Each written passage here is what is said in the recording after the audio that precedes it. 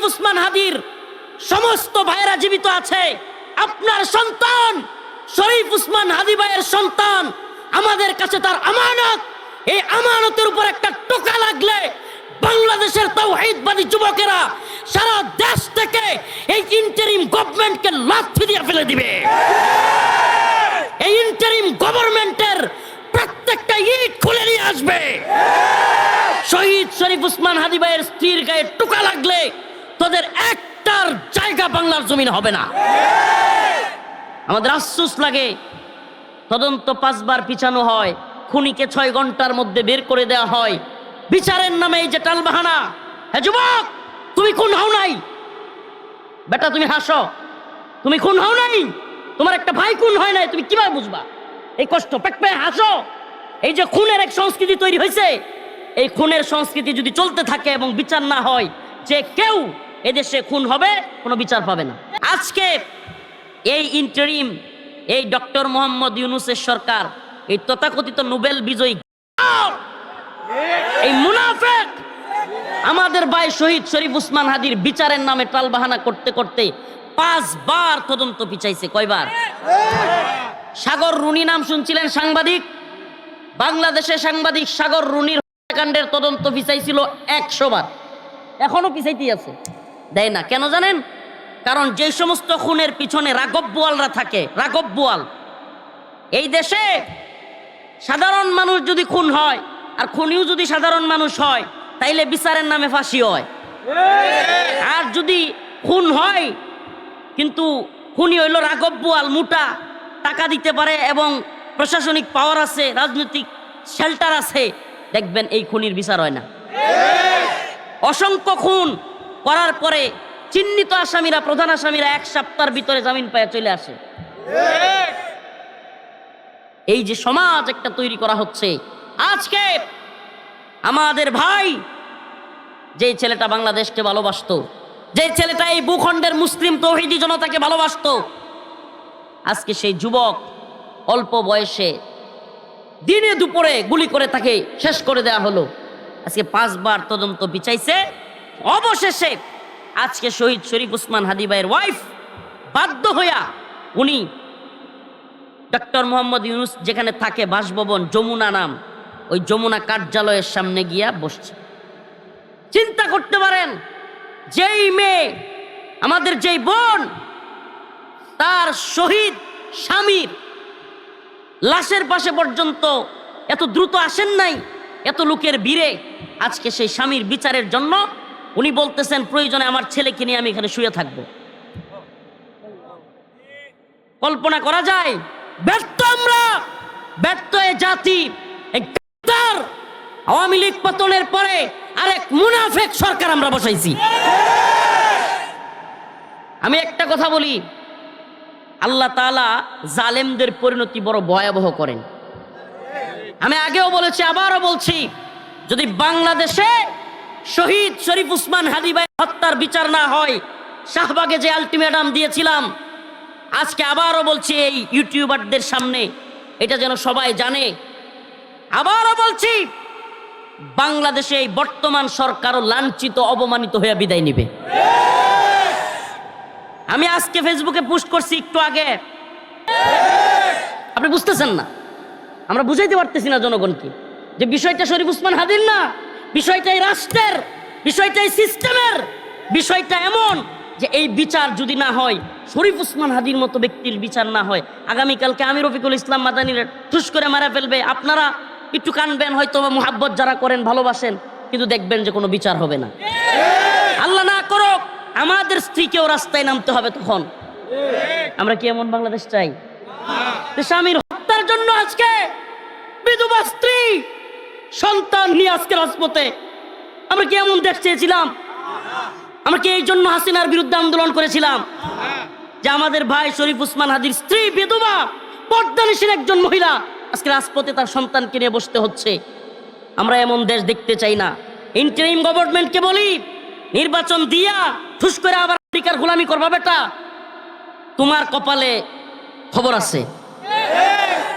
মানে মনে করতেছে 12 তারিখ ঠাস করে নির্বাচন দিয়া, হ্যাঁ আবার ওই যে আমেরিকার গোলামিটা করে, আমেরিকার গোলামি গিয়া শুরু করবে আবার। হ্যাঁ বাংলাদেশের কিছু হইলো, বাংলাদেশের মানুষের কিছু হইলো, তার কি যায় আসে? বাংলাদেশের মানুষের মাথার উপরে জাতিসংঘের মানবাধিকার কমিশনের নাম দিয়া সমকামী এজেন্ডা, LGBTQ এজেন্ডা, পুরুষে পুরুষে নাউজুবিল্লাহ সম্পর্ক, সেক্সুয়াল সম্পর্ক, নারীতে নারীতে, এই LGBT গে এগুলো করে দিয়া, সিস্টেম করে দিয়া, পাঠ্যপুস্তকের মধ্যে এগুলো ঢুকাইয়া দিয়া, জাতিসংঘের তথাকথিত মানবাধিকার কমিশনের নাম দিয়া এখানে সমকামীদেরকে বসাইয়া দিয়া, তারপরে ভাইবার মধ্যে কিংবা পরীক্ষার মধ্যে যেই পরীক্ষাটা হয় সর্বোচ্চ লেভেলের BCS, ওই পরীক্ষার মধ্যে ট্রান্সজেন্ডার বসাইয়া দিয়া, তারপরে ওখানে লেখছে যে মেল, ফিমেল, ট্রান্সজেন্ডার, আদার্স, এগুলা বসাইছে। আদার্স মানে কি? মহিলা, পুরুষ, তৃতীয় লিঙ্গ, এর বাহিরে কি? সমকামিতা। এইগুলো বসায়া দিয়া সে চলে যাবে আবার আমেরিকার গোলামি করতে। বাংলার জনগণ এটা এইভাবে মেনে নিবে না। আমরা বরদাস্ত করানো যুবকদেরকে বলি, যুবক, প্রিয় যুবক ভাই, এটা শরীফ উসমান হাদির ইস্যু না, এই ইস্যু বাংলাদেশের অস্তিত্বের ইস্যু। এই ইস্যু এই ভূখণ্ডের মুসলিম তাওহীদবাদী জনতার অস্তিত্বের ইস্যু। কারণ আমরা চাই বাংলাদেশে একটা জবাবদিহিতামূলক বিচারের, শাস্তির আওতায় আনার মতো পরিবেশ আমরা বাংলাদেশে চাই। কোনো জবাবদিহিতা নাই। আওয়ামী লীগের সময় আওয়ামী লীগ যা মন চায় তা করছে। এখন যদি সামনের গভর্নমেন্টে জামাত আসুক, বিএনপি আসুক বা যেই আসুক, এইভাবে যদি সমাজ তৈরি হয় যে যেই দল ক্ষমতায় আসবে এই দলের নেতারা এলাকায় যারে মন চায় মারবে, যার কাছ থেকে মন চায় জমি দখল করবে, যারে মন চায় চাঁদাবাজি করবে, যারে মন চায় ধরে নিয়ে যাবে, মানে যা তা মামলা দিয়ে দিবে, এই যদি পরিবেশ তৈরি হয় তাইলে আবারও আরেকটা বিপ্লব করবেন। কয়টা বিপ্লব করবেন? কয় হাজার মানুষ মরবেন, কয় লাখ মানুষ মরবেন। এজন্য আমি বলি বাংলাদেশের জনগণকে, আমি বলি যুবকদেরকে, বিশেষ করে প্রিয় যুবক ভাই, তোমাদেরকে বলি, তোমাদের কানে কথা ঢুকাও যে আমরা শহীদ শরীফ উসমান হাদির বিচার না হইয়া একটা উপদেষ্টাকেও দেশচার হইতে দিব না। বাংলাদেশে শহীদ শরীফ উসমান হাদির খুনিদের বিচার হবে, তারপরে তোরা দেশের বাইরে যাবি। প্রিয় ভাইরা আমার, বন্ধুগণ আমার, আমি কথাগুলো কেন বললাম আজকে দেখেন, আমি যে আয়াতে কারিমা তিলাওয়াত করেছি যে সফলতা, আল্লাহ বলছেন ক্বাদ আফলাহাল মুমিনুন আল্লাযীনা হুম ফি সলাতিহিম খাশিউন, সেই সমস্ত মুমিনরা সফল যারা খুশু খুজুর সাথে নামাজ পড়ে, বিনয়ের সাথে নামাজ পড়ে। ওয়াল্লাযীনা হুম আনিল লাগবি মুরিদুন, ওই সমস্ত মুমিনরা সফল যারা লাগবি কাজ, ফাহিশা কাজ, খারাপ কাজ, অন্যায় কাজ এগুলো করে না, এগুলো থেকে বিরত থাকে। বাংলাদেশে একটা মেয়ে ছিল, নাম হলো পাপিয়া, জেলখানায় নিয়েছিল। আপনাদের মনে আছে কিনা জানি না, আমিও তখন জেলখানায়, তার স্বামী আমার সাথেই ছিল, সুমন ভাই। এই পাপিয়া তখন কিন্তু বাংলাদেশের নিউজ পোর্টালগুলোতে অনেক লেখালেখি হয়েছিল যে এই পাপিয়ার কাছে অনেক বড় বড় নেতারার স্ক্যান্ডেল আছে। মানে পাপিয়া একটা হোটেল ভাড়া করতো, বাসা ভাড়া রাখতো, ওখানে নাউজুবিল্লাহ মেয়েদেরকে রাখতো, মডেল নায়িকা টাইকা এগুলার রাখতো। বাংলাদেশের আওয়ামী লীগের বড় বড় নেতাদেরকে, প্রশাসনের বড় বড় কর্মকর্তারা ওখানে যাইতো ফুর্তি করার জন্য, নাউজুবিল্লাহ। তো পাপিয়াও ছিল চালাক। পাপিয়া আড়াল থেকে গোপনে শুনছি আর কি, উবাইদুল কাদের কাকুরও গোপন ভিডিও ছিল। তো যাই হোক, আমরা এটা নিউজের মাধ্যমে শুনতে পারছি। তো এই যে এদের ভিডিওগুলো ওখানে রাইখা দিত কেন? কারণ পরবর্তীতে যেন ধরা খাইলে এই ভিডিও দিয়া বাচ্চা আসতে পারে। কেন? কারণ রাষ্ট্রের সর্বোচ্চ কর্মকর্তাদের, নেতাদের যদি ভিডিও থাকে, ওদেরকে বলে যে তুমি যদি আমারে না ছাড়ো ভিডিও কিন্তু ফ্লাশ করে দিব। তাইলে ওরা তো ধরা, ওই দেখেন না, এলাকার বড় নেতা হইতে পারে, কিন্তু ছোটো বাচ্চার সামনে যদি খালি আকাম কুকাম দেখে ফেলে কোনো বাচ্চা, তাহলে দেখবেন যে এলাকার ইমাম সাহেবরে না ডরাক, এলাকার হুজুররারে না ডরাক, এলাকার কোনো মানুষের না ডরাক, বাপ দাদারেও না ডরাক, ছোটো বাচ্চারে দেখবেন ওই নেতাও ডরাইব। কেন? নেতারে খালি এতটুকু, নেতা আমি কিন্তু কয়ে দিব, এই বাচ্চারা দেখবেন নেতা খুব ভয় পাইব। যারা বিশ্বে মানবতার সবক দেয়, মানবাধিকারের সবক দেয়, নারী অধিকারের কথা বলে, নারী স্বাধীনতার কথা বলে, যারা আমাদের মা বোনদেরকে পর্দায় রাখি বলে কয় যে আমরা নারীদেরকে বন্দি করতেছি, নাউজুবিল্লাহ, এরা নারীদেরকে ঘর থেকে বের করে স্বাধীনতার কথা বলে, নারী অধিকারের কথা বলে। আর বাংলাদেশেও কিছু নারীবাদী কি কইতাম এটি,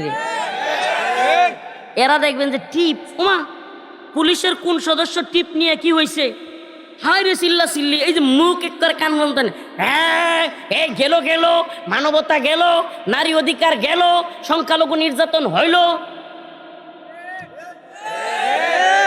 করছে না, করে নাই?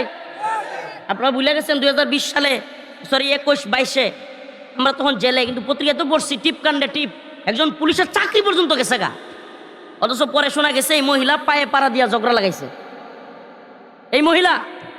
অথচ তখন হাইরে উচ্চ বাচ্চ কতরি বাটপার রয়ের দালাল মিডিয়া জগতের, ওই যে সাজু খাদেম আরো কতগুলো আছে বাটপার নাটক করে, ওমা হেরা পুরুষেও কমালো টিপ লাগাইছে, সহমত জানাইতেছে। মনটা কইছিল নিচের ডকাইতে দিয়া সহমত ঠিক মতো জানাই দিই, বদমাইশের দল। মানে টিপ কাণ্ডে এরা নারীবাদী, টিপ কাণ্ডে এরা নারীর অধিকার।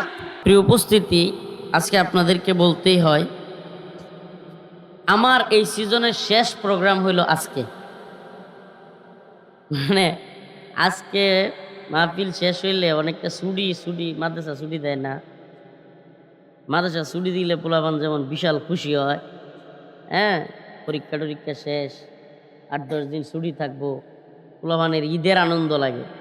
তো আমার কাছেও আজকে মানে মনে হইতেছে যে আলহামদুলিল্লাহ ছুটি পাইছি।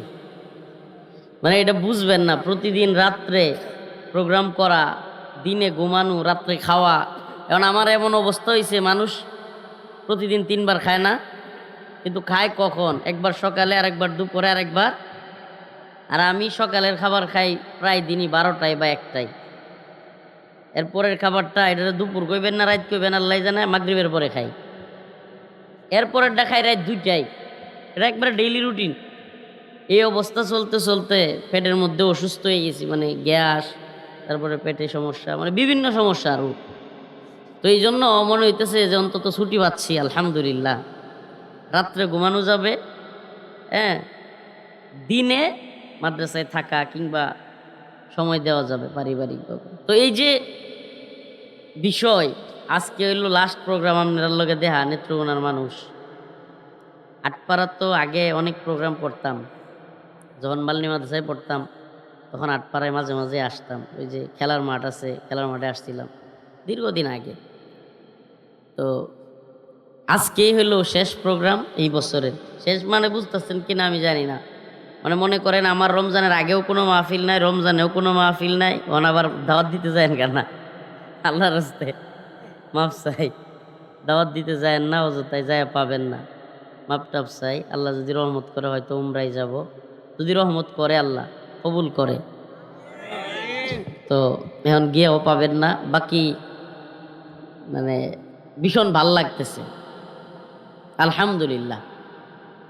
তবে ওয়াজ করতে তাইলে কি হুজুর কষ্ট লাগে? হ্যাঁ লাগে, মানে টানা করতে কষ্ট লাগে। মানে এই যে ওয়াজের মৌসুম শুরু হইলে আমাদের যে একটা অবস্থা শুরু হয় সারা দেশব্যাপী, এটা একবারে বিশাল কষ্ট রয়ে যায় আমাদের জন্য, টানা টানা মনে করেন। আলহামদুলিল্লাহ আমি অবশ্য এই বছর ইচ্ছা কইরাই 2 দিন 3 দিন করে করে গ্যাপ রাখছিলাম মাহফিলের, করি নাই, কম করছি।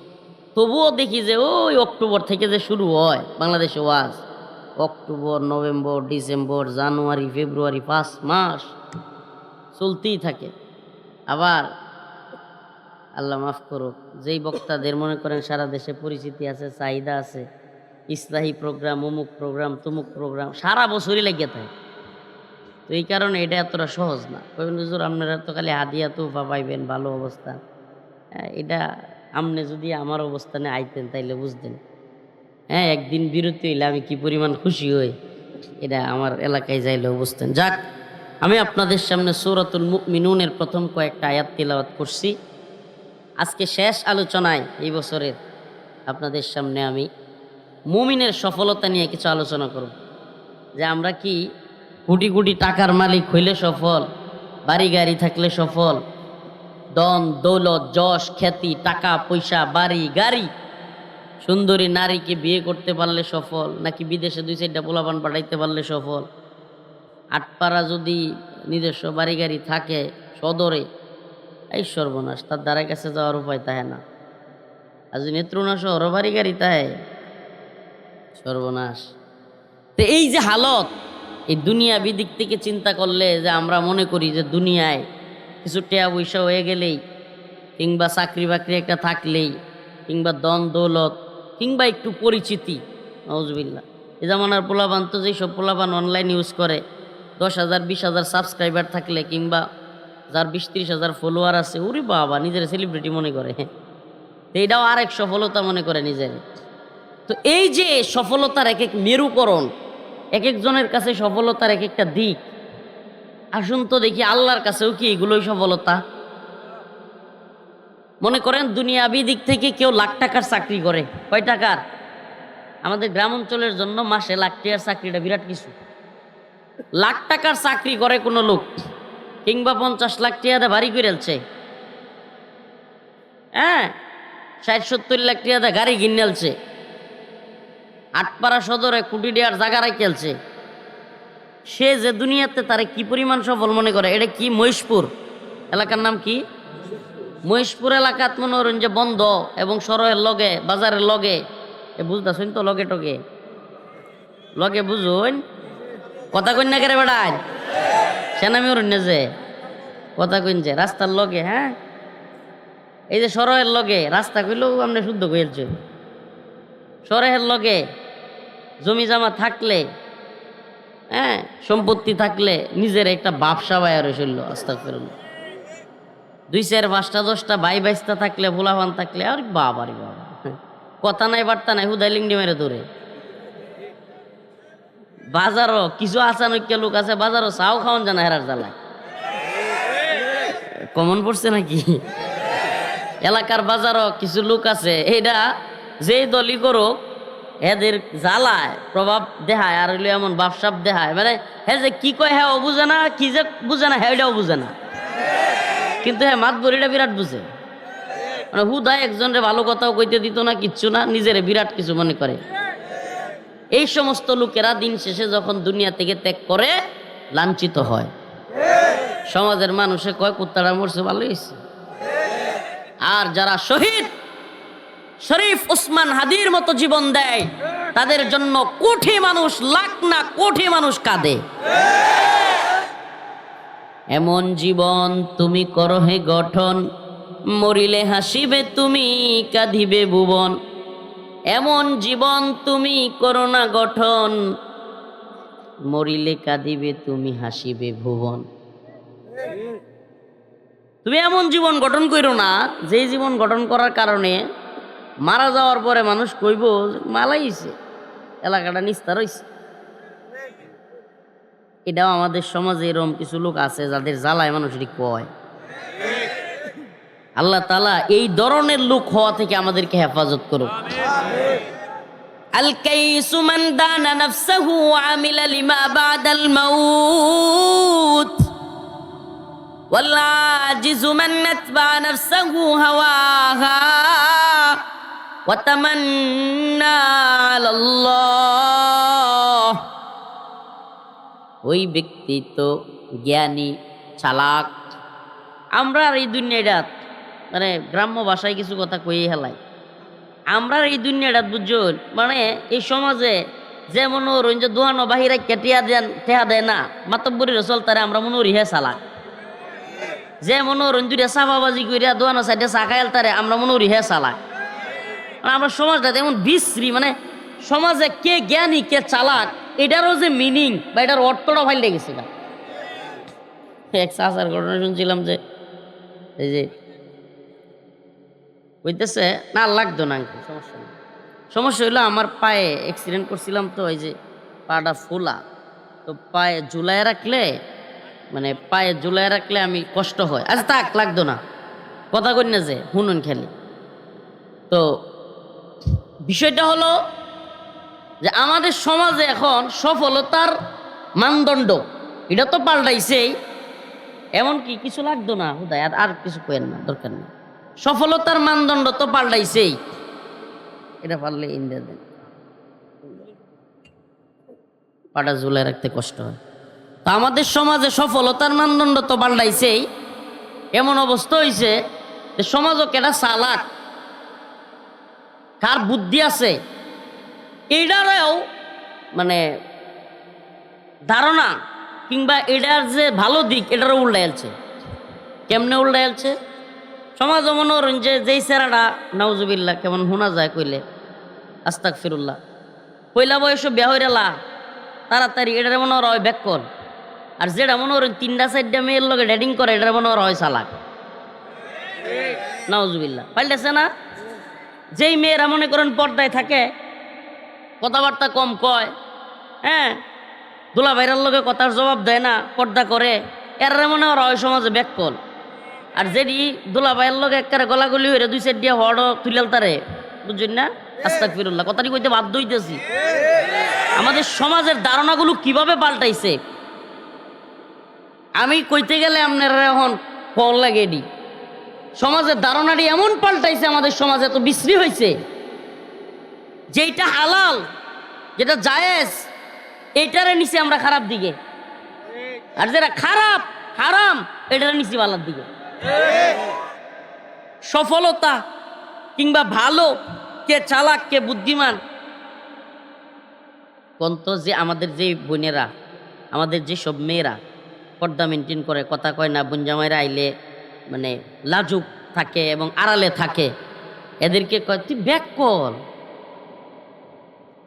আর যেডি মনে করেন যে বোনজামাইরের লগে নাউজুবিল্লাহ ইয়া করতে পারে বা ছোট্ট আমি কথা কইতে পারে, টিয়া বৈশা এডি কিরে খায়, হ্যাঁ, এর সমাজে কি মনে করা হয়? আচ্ছা হ্যাঁ, কি চালাক কইলো না জাহান্নামের দিকে গেল? আর যেই মেয়েটা লাজুক, এই মেয়েটা বলা হইতেছে চালাক না, এত আরো সবচেয়ে বড় চালাক। আল্লাহ রসুল কইতেছে এ আরো বড় বুদ্ধিমান। যে মনোরঞ্জন যে ফজরের নামাজও এই শীতের দিন হোক কম্বলটা টান দেওয়া ফালায় তুইয়া মসজিদে নামাজও জায়গা, এই শীতের মধ্যে ঠান্ডা পানি দিয়ে উজু করে কষ্ট করে হাইরে মসজিদে গিয়া নামাজটা বইরাই। আমরা সমাজও বাস্তবে দেখতে গেলে দুনিয়া বিয়াইছে হতে, আরে কি ব্যাক কল। আর সকালবেলায় যে বেটা মনে করেন যে 8টা-9টার সময় ঘুমোতে উঠতে চাষটা লেগে ওটা চা দিছে, ট্যাংটা তুললে খায়, হ্যাঁ মনে করা হয় আমরা সমাজ বিরাট সুখী আর চালাক। আল্লাহ রসুল বলতেছে না, আল কাইসু মান দানা নাফসাহু আমিলা লিমা বাদাল মাউত ওয়াল আজিজু মান আতবা নাফসাহু হাওয়াহা ওয়া তামান্না আলাল্লাহ। আরে জ্ঞানী তো সেই ব্যক্তি, চালাক তো সেই ব্যক্তি যে কিনা এই দুনিয়ায় থাইকা তার আমল নামা তৈরি করে, সামানা তৈরি করে। সুবহানাল্লাহ। চালাক জ্ঞানী, চালাক জ্ঞানী কোনটা? যে 5,000 টাকা ভাই কায়া টিয়া দেয় না, এটা চালাক, এটা জ্ঞানী।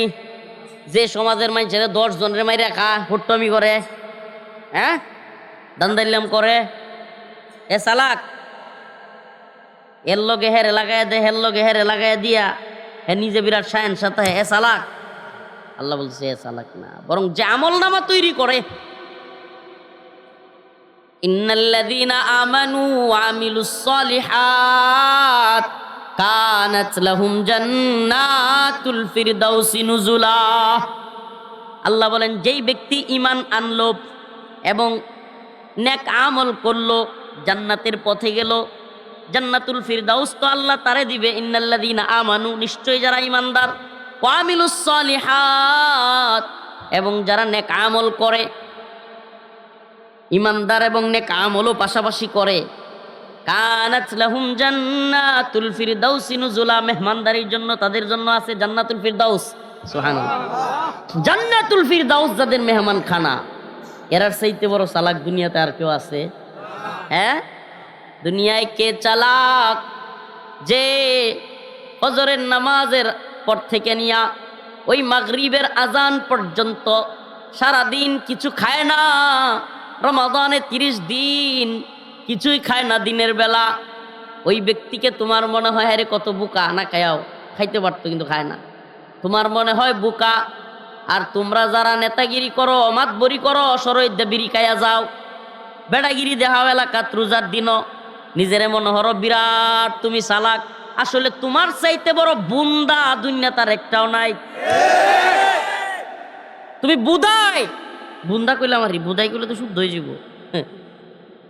তোমার চাইতে বড় বুন্দা দুনিয়াত কেউ নাই। খেললে গিয়া আল্লাহ রব্বুল আলামিন বলেছেন ওয়া কুল্লুহুম আতিহি ইয়াউমাল কিয়ামাতি ফারদা, এক এক কইরা সবাই রে আমি আল্লাহর সামনে আইসা হাজিরা দিতে হইব। কয়জন কইরা?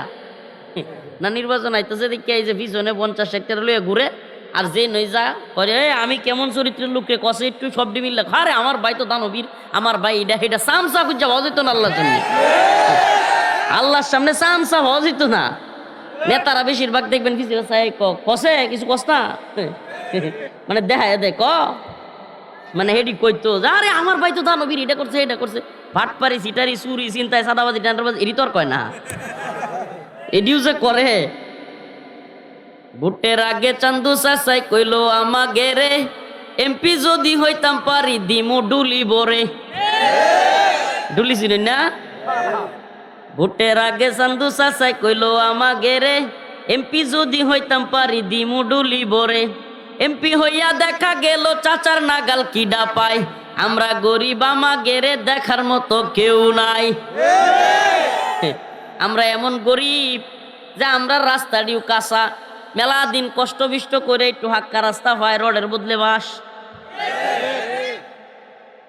ঠিক না? এই তো আমাদের উন্নয়ন।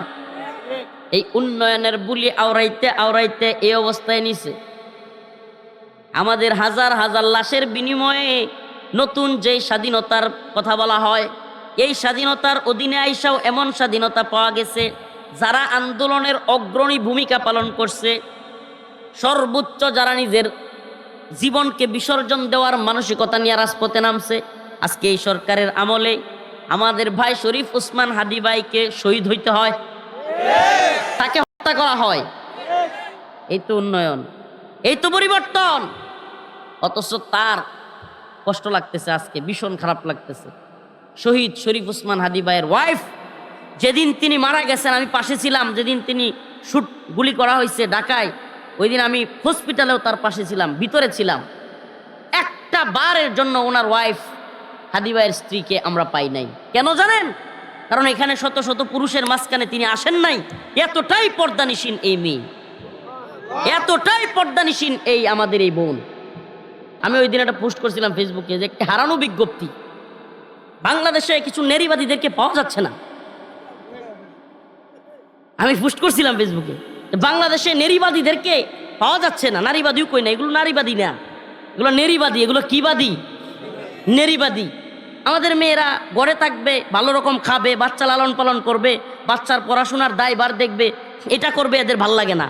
আমাদের মেয়েদেরকে রাস্তায় নামায়া আমাদের মা বোনদেরকে বলবে, হে স্বাধীনতা, তোমার স্বামী কামাই করলে খুঁটা দিবে, তুমিও কামাই করো, 700 টাকায় তুমিও সারাদিন শ্রম করো। এটা নাকি নারীর স্বাধীনতা, এটা নারীর অধিকার। এই জন্য পোস্ট করছিলাম যে নারীবাদীদেরকে খুঁজে পাওয়া যাচ্ছে না। যদি কোথাও কোনো সহৃদয়বান ব্যক্তি এই ধরনের নারীবাদীদেরকে খুঁজে পান, আপনার জিম্মায় 100 জুতার বাড়ি মারবেন। পোস্ট করছিলাম, কষ্টে পোস্ট করছিলাম যে নারীবাদী এগুলো যদি আপনি পান, সালাম আলাইকুম, শরীরটা ভালো। এই জন্য ফেসবুকে পোস্ট করছিলাম যে এই নারীবাদীদেরকে যদি কেউ পান, একেবারে কোনো সহৃদয়বান ব্যক্তি, ওই যে হারানো বিজ্ঞপ্তি দিলে কয় না, কোনো সহৃদয়বান ব্যক্তি পাইয়া থাকলে আমাদের সাথে যোগাযোগ করবার জন্য বলা হইল। তা আমি লিখছিলাম যে সহৃদয়বান কোনো ব্যক্তি যদি এই নারীবাদীদেরকে এখন খুঁজিয়া পান, তাহলে ইচ্ছা মতো তাদেরকে জুতা দিয়ে পিটাইবেন, এটা আপনার নৈতিক দায়িত্ব। আপনি চিন্তা করেন, মেয়েদেরকে রেপ করা হচ্ছে, মেয়েদেরকে সংঘবদ্ধ ধর্ষণ করা হচ্ছে, এবং সেটা করা হচ্ছে রাষ্ট্রের মাথা, বিশ্বমরল, আমেরিকার প্রেসিডেন্ট সহ এটাতে জড়িত। আজকে এই নারীবাদীরা গর্তে লুকাইছে। এই গণতান্ত্রিক দল এবং এই সমস্ত নেতারা আপনাদেরকে, আমাদেরকে গ্রামে গ্রামে, ভাইয়ে ভাইয়ে, বাবা ছেলে, চাচা ভাতিজা, সব জায়গায় মারামারি লাগাইয়া, ডিবেট লাগাইয়া, মতনৈক্য লাগাইয়া, এই দল ওই দল, আমার নেতা তোমার নেতা, এগুলা করাইয়া, জগরাজাটি লাগাইয়া নিজেরা থাকে আলিশান বাংলোর মধ্যে এসি করে। সাধারণ পাবলিক মারা যায়, ওরা জানা যায় আসার সময় পায় না। এই জন্য আপনাদেরকে বলি, আপনাদের আরো যদি মনে হয় করেন, কার দালালি করবেন, কার পক্ষে স্লোগান দিবেন, এই দল আর ওই দল না, আপনাদেরকে বুঝাইতে চাই গোলামি করতে হবে আল্লাহ।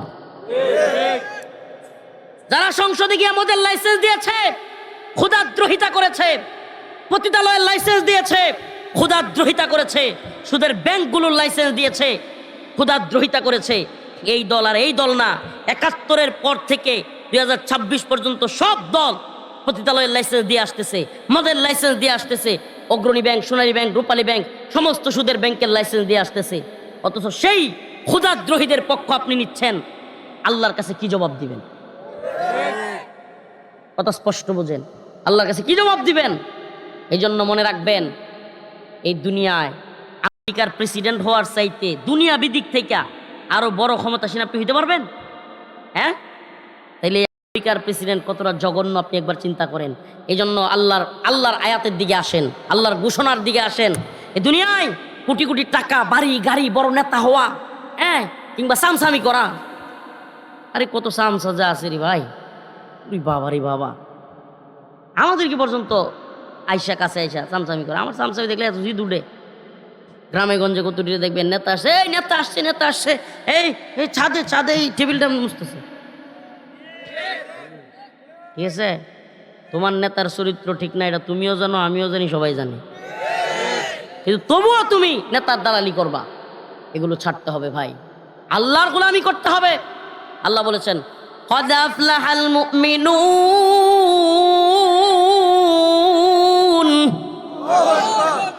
الذين هم في صلاتهم خاشعون والذين هم عن اللغو معرضون। আল্লাহ বলেছেন, নিশ্চয়ই মুমিনরা সফল। কারা সফল? এই কথা কয় না, কারা সফল? তো বলতেছিলাম, ইসবিরু ওয়াসাবিরু ওয়ারাবিতু, মর্দে মুজাহিদরা সবর করছে।